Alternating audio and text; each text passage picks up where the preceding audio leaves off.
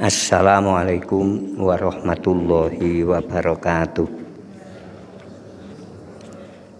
Nahmadullahal jalla sana'uhu hamda syakirin wa nu'minu bihi imanal mukinin wa nukirru biwahdaniyatihi iqrara shadiqin wa nasyhadu alla ilaha illallahu rabbul alamin khaliqus samawati wal jibali wal bihari wal aradina wa mukalliful insi wal jinni wal malaikatil muqarrabin biqaulihi ta'ala wa ma umiru illa liya'budullaha mukhlishina lahuddin fa innahu aghnal aghniyai an syirkatil musyrikin wa nusalli wa nusallimu ala nabiyyina Muhammadin sayyidil mursalin wa ala alihi wa ashabihi thayyibin at-thahirin amma ba'du. Yang saya hormati para asatidz, semua yang hadir, ustadz-ustadz ini ya. Kalau saya sebut satu persatu belum selesai sudah isya ya. Kemudian ibu-ibu ini juga asatidzah semua ya. Asatidzah yang saya muliakan semuanya. Mudah-mudahan kita semua mendapatkan barokah dari Allah, mendapatkan ridhonya dan mendapatkan ilmu yang bermanfaat.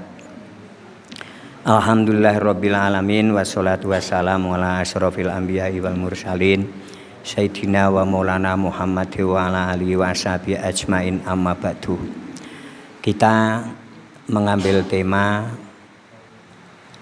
umat ini dipilih oleh Allah menjadi pewaris kitab sucinya. Ini yang menanyakan Ustadz Ahmad, ini temanya apa? Umat ini dipilih Allah menjadi pewaris kitab sucinya. Kok judulnya panjang, betul ya? Karena kalau dipenggal, diperpendek, ini sudah nggak bisa itu sudah paling pendek ya. Dan ayatnya juga tidak panjang, mungkin ya ada 1/4 dari ayat kursi. Tapi kalau kita renungi, kita cermati agar kita punya sugesti senang, itu mungkin ya perlu 3 kali pertemuan. A'udzu billahi minasyaitonir rajim. Bismillahirrahmanirrahim. Tsumma awrasnal kitabal ladzina astafaina min ibadina faminhum dzalimun li nafsihi wa minhum muqtasid wa minhum sabiqum bil khairati bi idznillah. Dzalika huwal fadlul kabir. Surah Fatir ayat 32. Fatir ini surat yang ke-25 sebelum surat Yasin ya. Fatir surat 35 ayatnya 32. Kalau terjemahan pesantrennya itu seperti ini. Tsumma aurasna, nuli wus marisaken sapa ingsun Alkitabah ing kitab suci, kitab Al-Qur'an, alladzina ing wong akeh istofaina kang milih sapa ingsun min ibadina saking pira-pira kawula ingsun faminhum mongko iku setengah saking alladzina zalimun utawi wong kang zalim li nafsihi maring awak dhewene zalimun wa minhum lan iku setengah saking alladzina muqtasidun utawi wong kang pertengahan wa minhum lan iku setengah saking alladzina sabikun utawi wong kang luwih dingin bil khairati kelawan nglakoni pira-pira kebagusan biidnillahi kelawan idine Allah. Zalika utai mengkono dipilih Allah iku al-fadlu anugerah al-kabiru kang agung. Kemudian kitab suci ini, kitab Al-Quran ini telah aku wariskan kepada orang-orang yang aku pilih dari hambaku. Tapi hamba Allah yang dipilih oleh Allah menjadi pewaris kitab sucinya ini pecah menjadi 3. Yang pertama, faminhum dzalimul li nafsihi. Yang pertama, mereka adalah orang-orang yang menganiaya diri. Wa minhum muqtasid. Pecahan yang kedua, mereka kelompok menengah, pertengahan ya. Wa minhum sabiqum bil khairati biidznillah. Dzalika huwal fadlul kabir. Dan yang ketiga, mereka adalah orang-orang yang lebih dahulu melakukan kebaikan-kebaikan dengan izin Allah, dan itulah anugerah besar dari Allah. Zalimul li nafsi, kalau dalam riwayat hadisnya adalah orang yang lebih banyak keburukannya daripada kebaikannya. Wa minhum muqtasid. Pecahan yang kedua, mereka kelompok pertengahan, yaitu orang-orang yang kebaikannya ini sebanding sama dengan keburukannya. Dan yang ketiga adalah orang-orang yang lebih banyak kebaikannya dan jarang melakukan keburukan. Inilah umat yang dipilih Allah untuk menjadi pewaris kitab sucinya. Ternyata pecah menjadi 3 golongan.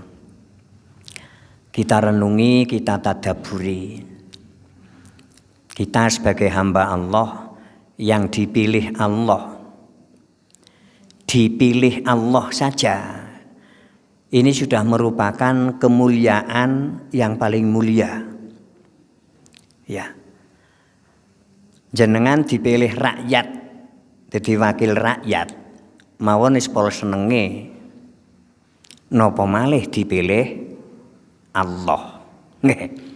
Kita harus punya sugesti senang. Ternyata kita hamba yang dipilih Allah. Mboten main-main niku. Jenengan dipilih presiden untuk menjadi menterinya. Niku wis walah saking senenge ya. Ini kita dipilih presiden. Malikal mulki, king of king, ya. Yang memilih kita adalah sang king of king, the big boss, ya. Yang memilih kita adalah bossing boss, as-somad, yang semua makhluk membutuhkannya. Ada yang menafsirkan as-somad agnal agnia, the big boss. Yang memilih kita itu Allah, dipilih untuk menjadi pewaris kitab sucinya. Saya saat melewati ayat niki berhenti lama, berminggu-minggu, berbulan-bulan saya renungi. Saya resapi agar masuk terekam ke memori otak saya, dan rekaman ini benar-benar kuat sehingga setiap saat saya ingat bahwa saya bagian dari mina ibadina, bagian dari hamba Allah yang dipilih Allah agar menjadi pewaris kitab sucinya. Saya merasa senang. Berarti umat ini dimuliakan sekali oleh Allah karena dipilih menjadi pewaris kitab sucinya. Jenengan dipilih orang tuanya, sebagai putra pertama atau kedua atau ketiga, kemudian diberi warisan. warisan tanah pinggir jalan di metropolitan. Walah. Semeter 20 juta. Bisa edan niku nggih. Diwarisi tanah 3000 meter pinggir jalan di metropolitan 1 meter 25 juta kali 3000. Walah teng handphone jenengan tetep dipingaken jawabane di luar jangkauan. Jadi layar monitore ora mot, engko wadah 000 nggih. Bagi orang yang beriman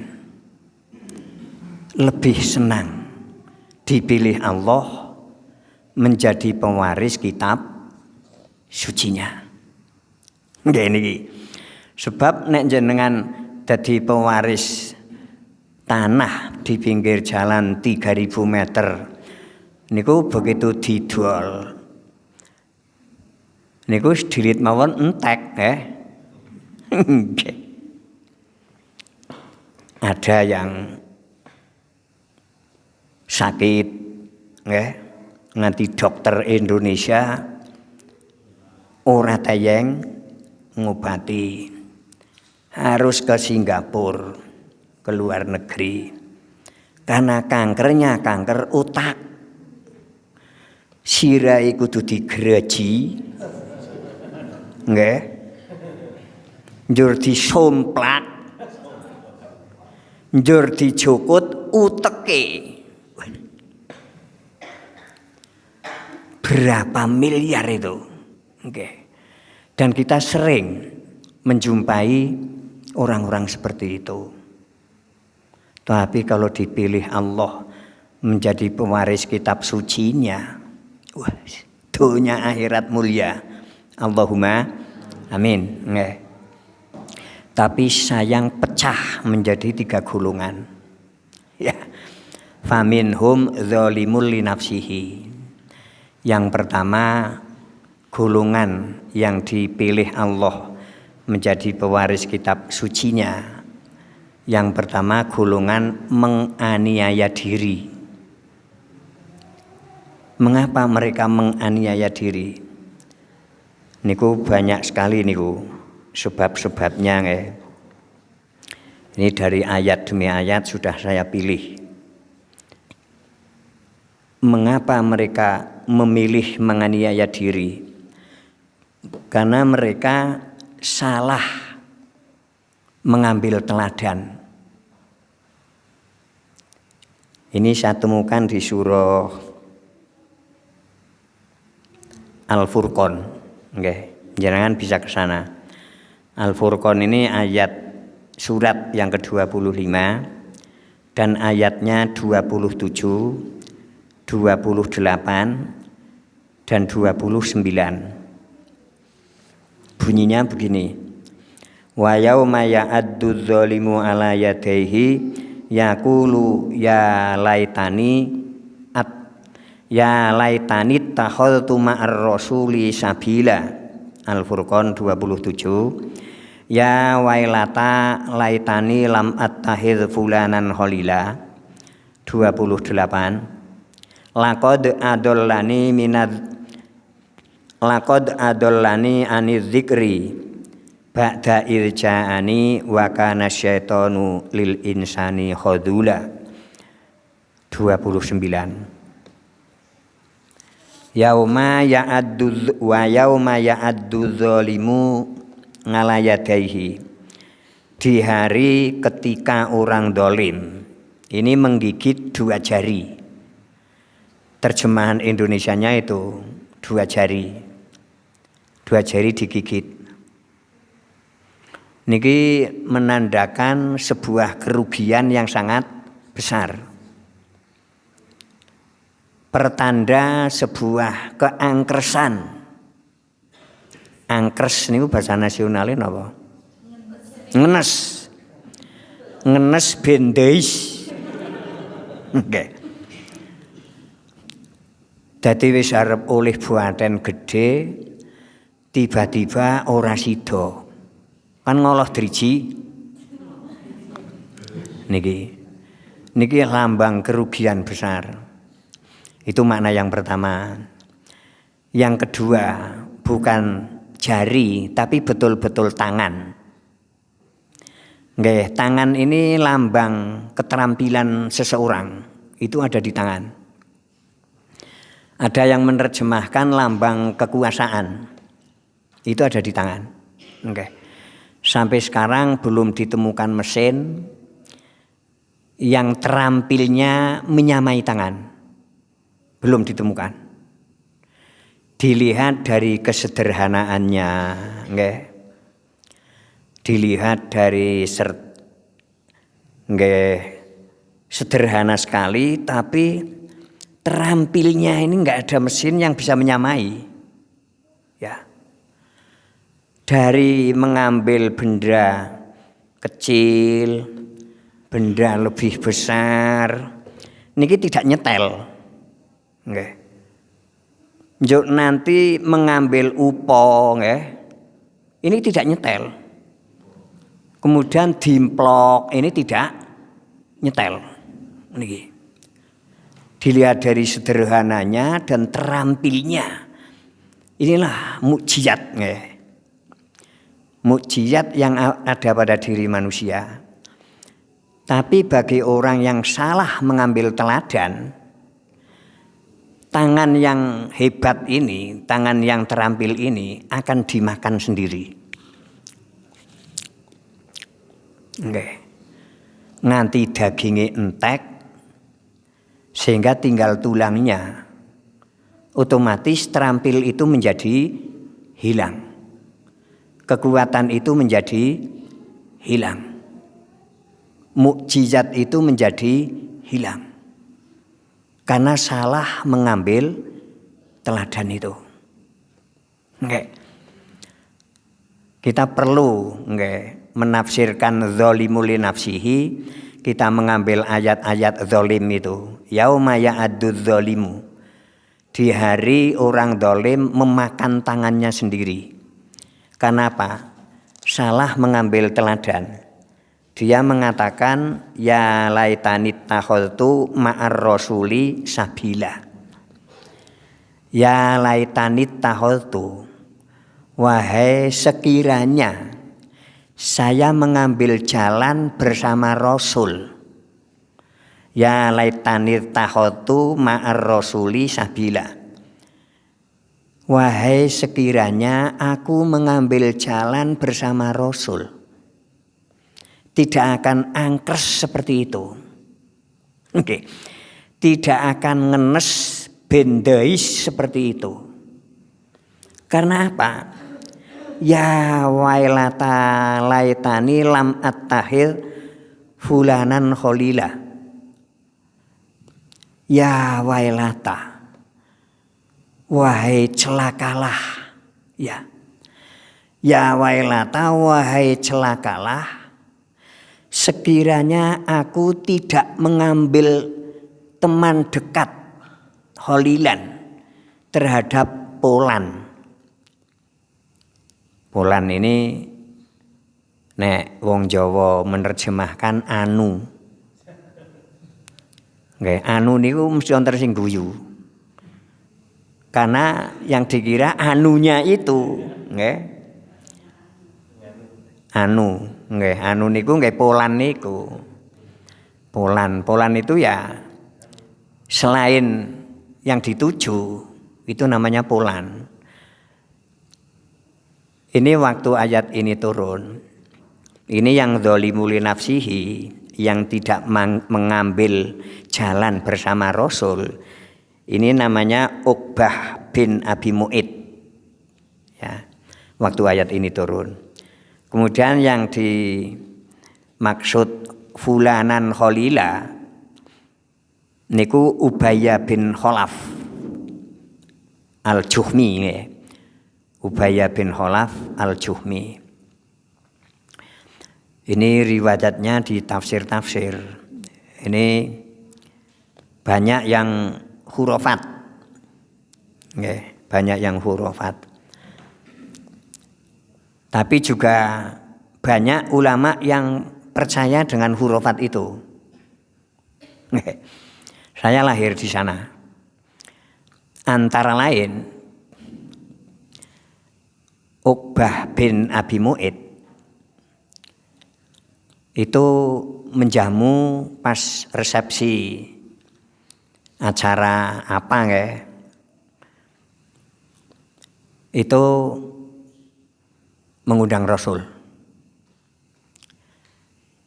Kemudian Rasul dijamu mau makan, tapi kalau Uqbah bin Abi Mu'id ini bersyahadat dulu.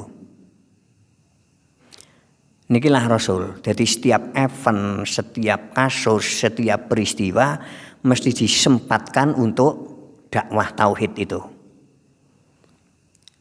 Kemudian Uqbah bin Abi Mu'id itu syahadat. Ya.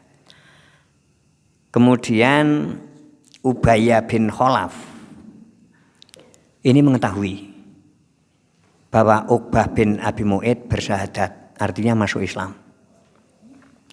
Kemudian bertemu di jalan.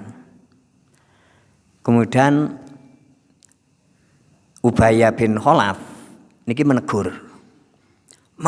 Mengapa kamu syahadat? Mengapa kamu masuk Islam? Yuk jawabannya Uqbah bin Abi Mu'id itu begini. Pak, saya syahadat. Saya kan enggak enak punya tamu yang tidak mau memakan jamuan saya. Beliau mau makan jika saya syahadat. Saya syahadat ya karena agar beliau mau makan. Corong begini, yakin? Yakin? Ngoten malah disumpah nggih. Kalau memang kamu syahadat niatnya agar Muhammad mau menjamu makanan kamu, buktikan. Nanti kalau ketemu, ludahi wajah beliau. Ini mengikuti ini. Hanya begitu ketemu Rasul, langsung meludahi wajah Rasul. Dalam riwayat, ludahnya Uqbah bin Abi Mu'id mungkin ora tau sikatan. Enggak pernah sikat gigi.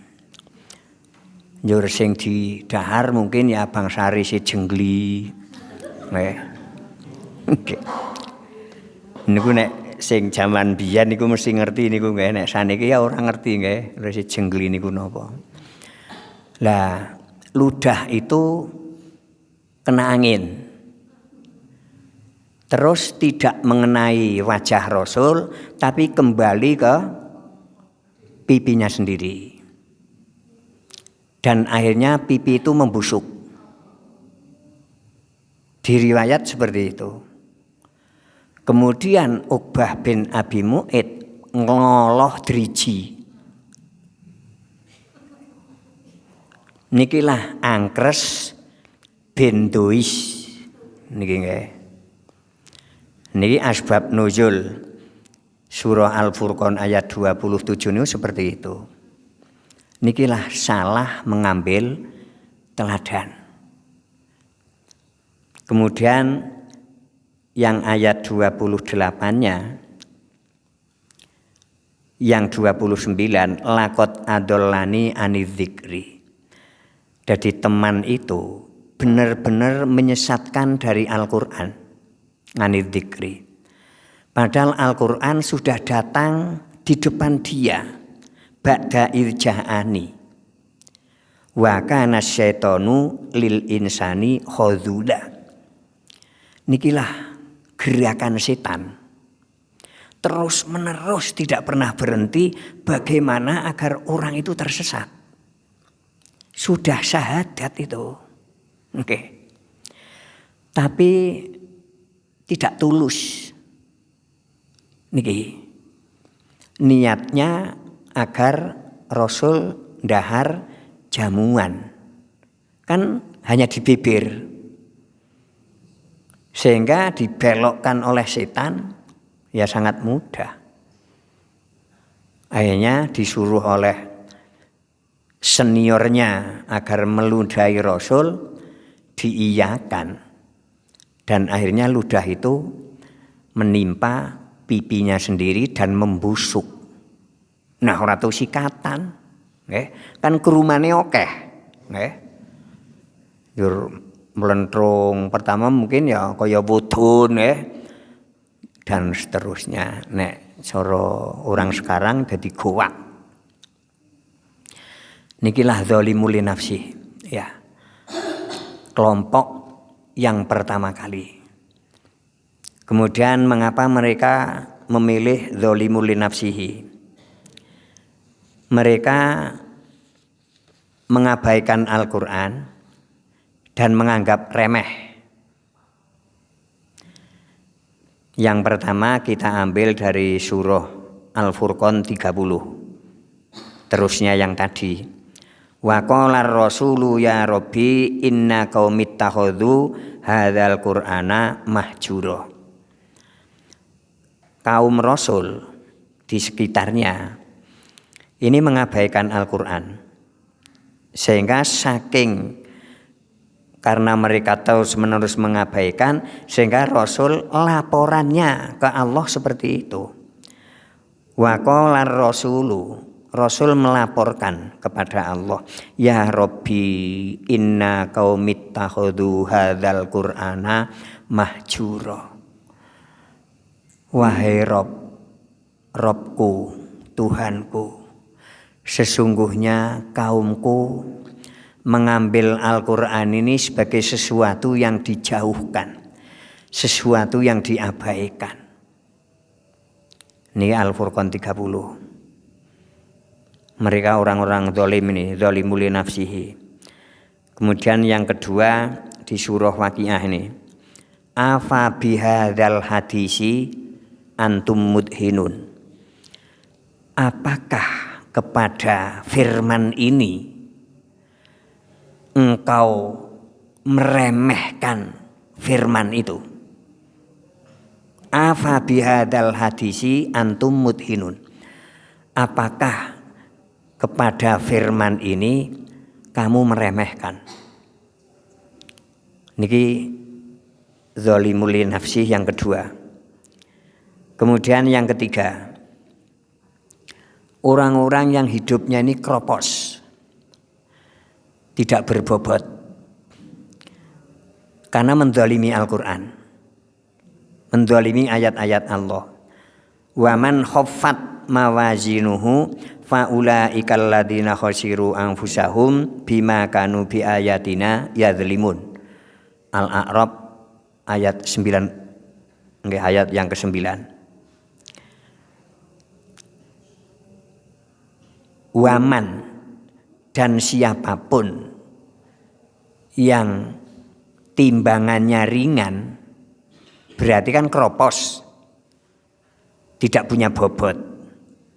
Kalau yang punya bobot, sakulat mawa zinuhu, itu orang-orang berbobot. Tapi ini orang yang kropos, tidak punya nilai timbang, tidak punya nilai neraca. Khofat mawazinu, mereka lah orang-orang yang merugi. Mengapa mereka rugi seperti itu? Karena mereka menzalimi ayat-ayat Allah.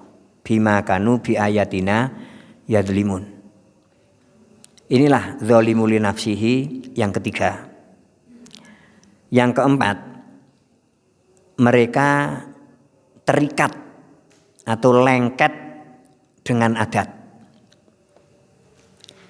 Kita mengambil surah Al-Maidah ayat 104. Wa idza qila lahum ta'alau ila ma anzalallahu wa ilar rasul qalu hasbuna ma wajadna alaihi abaana walau kana abauhum la ya'lamuna syai'aw wa la yahtadun. Al-Maidah 104. Wa idza qila lahum, saat difirmankan kepada mereka, yaitu ta'alau ila ma anzalallah, marilah menuju apa yang diturunkan Allah, dan marilah kita taat pada Rasulnya. Wa ila Rasul.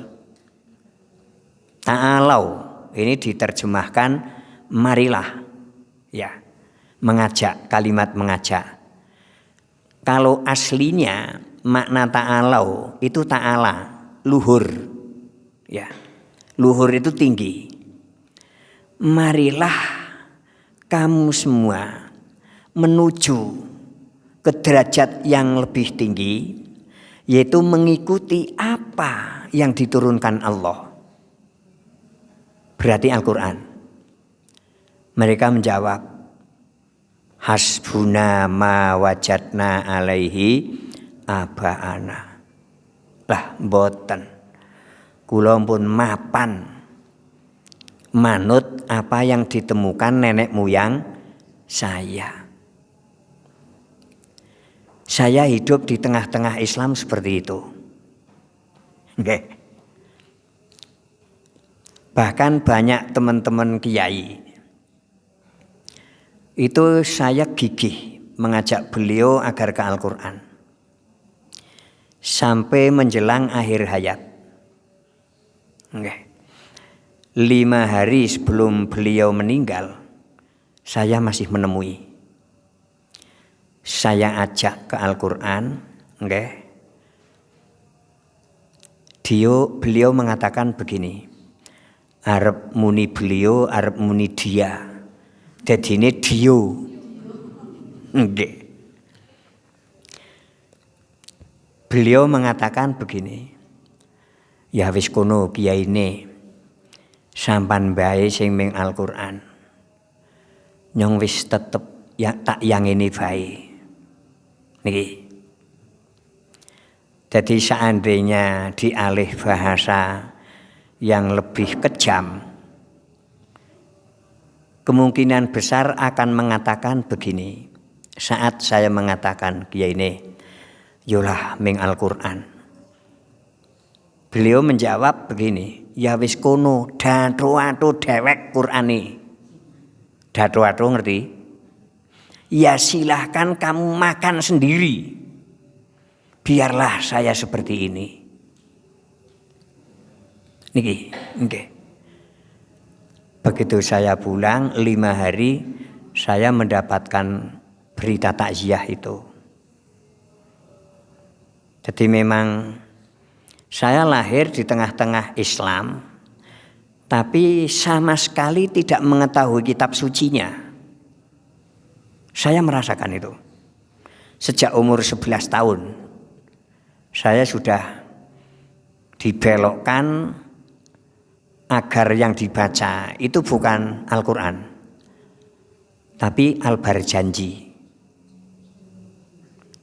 Saya paham semua itu. Barjanji Tiba, karya Imam Abdurrahman Ad-Dibagi. Kemudian Barjanji Burdah, penulisnya adalah penyair Al-Busairi, yang terkenal dengan Barjanji Burdah. Kemudian Barjanji Nasar, itu penulisnya Imam Ja'far. Sama dengan penulis Manaqib Syekh Abdul Qadir Jailani, itu Imam Ja'far. Itu saya paham karena saya lahir di sana. Itulah pembelokan-pembelokan yang saya menyaksikan itu. Ya. Tapi saat saya melihat itu sebagai pembelokan karena saya ke Al-Quran, kemudian hal ini saya sampaikan di lingkungan saya, malah mereka menuduh saya yang tersesat. Niki, usah manut tolib ke wis tersesat. Sehingga saya dijauhi lingkungan. Lingkungan memojokkan saya karena mereka yakin saya sudah tersesat. Tapi saya gigih nih, terus menerus saya. Ya alhamdulillah, hari demi hari, pekan demi pekan, bulan demi bulan, tahun demi tahun saya terus setiap kuliah subuh di masjid saya. Ya alhamdulillah ada perubahan-perubahan. Nikilah dzalimu li nafsihi. Memang saya menyaksikan betul bahwa umat ini yang dipilih oleh Allah menjadi pewaris kitab sucinya memang pecah menjadi 3 golongan. Dan golongan yang pertama, mereka yang menganiaya diri. Mengapa mereka menganiaya diri? Yang pertama, mereka salah memilih teladan. Kudune menteladani Rasul, malah Michael Jackson yang menjadi teladan. Yes, mesti ngoloh driji niku. Nggih, sehingga umat ini tidak punya kekuatan apa-apa. Karena salah memilih teladan. Yang kedua, meremehkan Al-Qur'an. Bahasa peremehannya itu macam-macam. Nggih. Nek di lingkungan saya, Quran itu kurikulum anak-anak. Ya. Sehingga kalau ada kiai mulang Quran niku enggak mau karena ora bergengsi. Karena pelajaran anak-anak. Ya. Mereka lebih memilih yang gundulan. Oke, karena di lingkungan saya kalau jadi kiai kok bisa membaca yang gundulan, itu baru yang hebat. Nggih. Saya juara itu nek kon maca gundulan. Ya.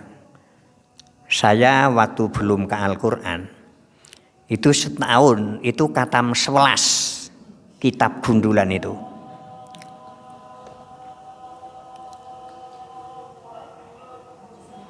Itu handphone atau handphone? Kitab Tijanud Durori, kitab Qatrul Ghawas, kitab Minah Husaniyah, kitab Bidayatul Hidayah Tengah, kitab Bidayatul Hidayah Pinggir, kitab Fathul Qorib Tengah, kitab Fathul Qorib Pinggir, kitab Fathul Mungin Tengah, kitab Fathul Mungin Pinggir, syarah kitab Fathul Mungin Pinggir, namanya kan Qurratul Ghain, Nihayatuz Zain. Niku saya baca. Kemudian kitab lebih banyak lagi itu, lebih dari 11. Jadi saya terkenal ahli maca kitab gundulan. Tapi saya tidak melihat perubahan-perubahan. Ya, termasuk diri saya.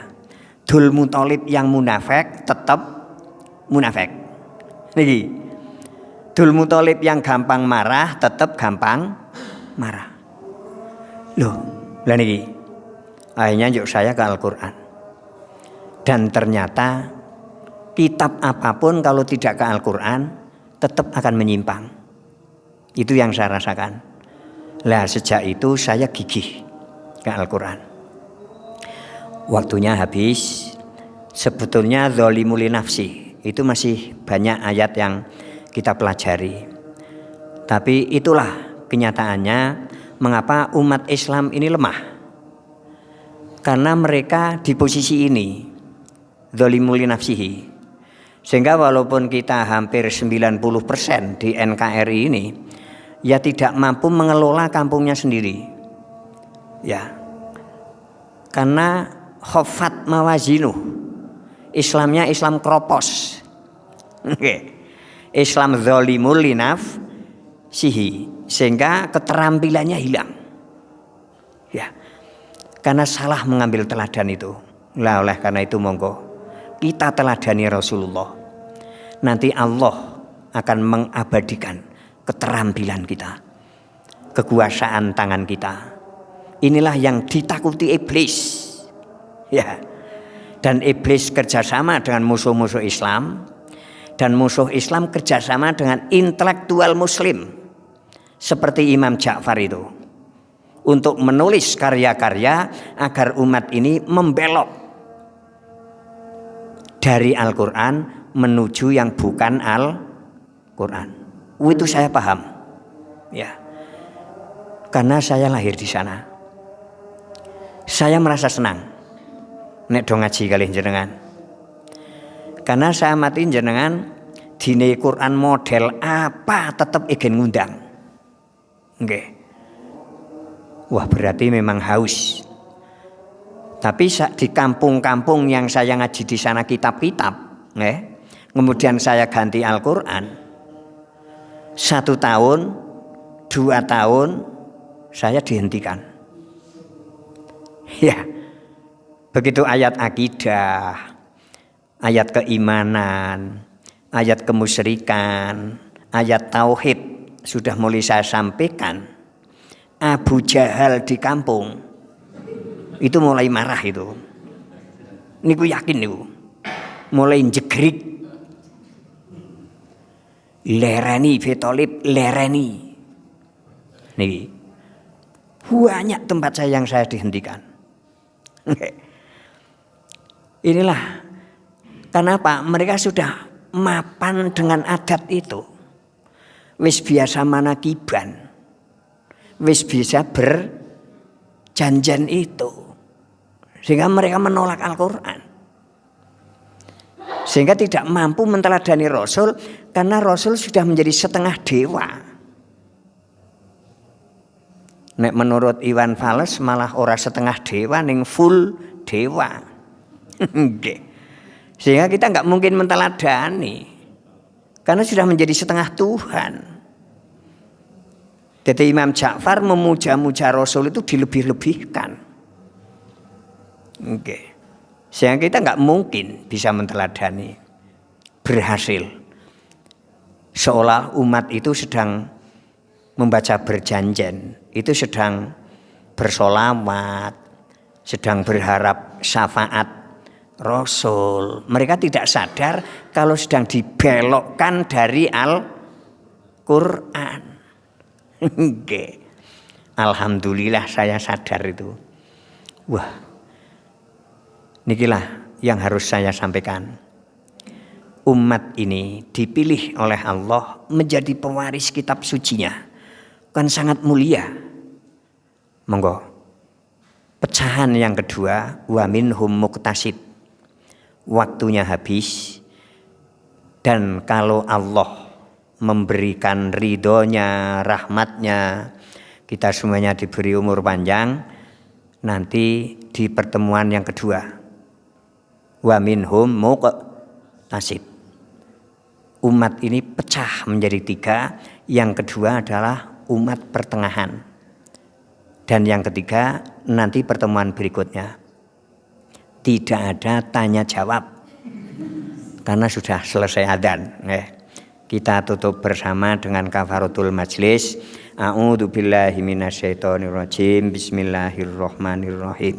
Subhanakallahumma wa bihamdika asyhadu alla ilaha illa anta astaghfiruka wa atubu ilaik. Alhamdulillahirabbil alamin.